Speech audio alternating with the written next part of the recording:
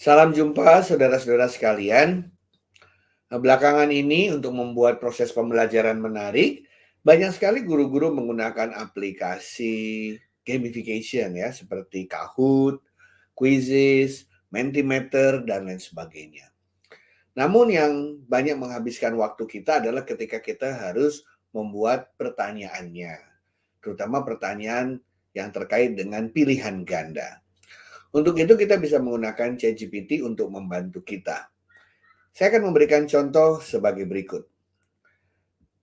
Misalnya saya akan membuat suatu pemahaman kepada siswa saya mengenai sejarah dari negara Indonesia.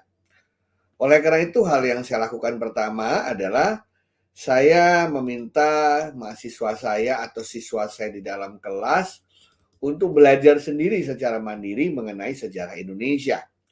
Misalnya saya minta mereka untuk mencari mengenai sejarah Indonesia gitu ya. Nah, ternyata paling bagus kalau kita lihat misalnya dari Wikipedia. Nah, kalau kita klik Wikipedia, maka Anda akan mendapatkan cukup lengkap sejarah Indonesia. Dari mulai awal prasejarah, era kerajaan Nusantara, kolonial, Portugis, Eropa, kemerdekaan, Orde Baru, Reformasi, dan sebagainya.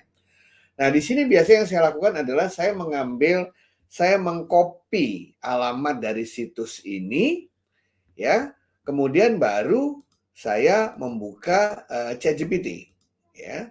Dari sini misalnya saya akan membuka ChatGPT untuk memperlihatkan bagaimana saya bisa membuat soal secara mudah tersebut.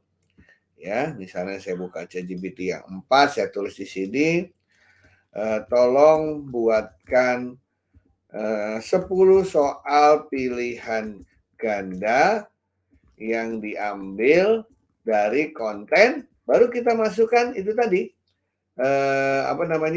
alamat dari Wikipedia yang terkait dengan sejarah Indonesia tadi, supaya GPT bisa tahu dari mana dia harus membuat soal tersebut. Dan kalau kita enter, maka kita akan mendapat 10 pilihan ganda yang diambil dari konten tersebut.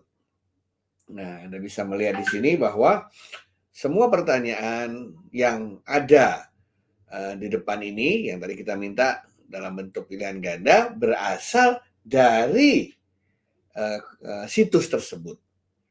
Nah, dengan demikian maka teman-teman sekalian bisa membuat bank soal secara lengkap, secara menarik untuk dimasukkan ke aplikasi semacam Kahoot, Quizzes, Mentimeter, dan lain sebagainya.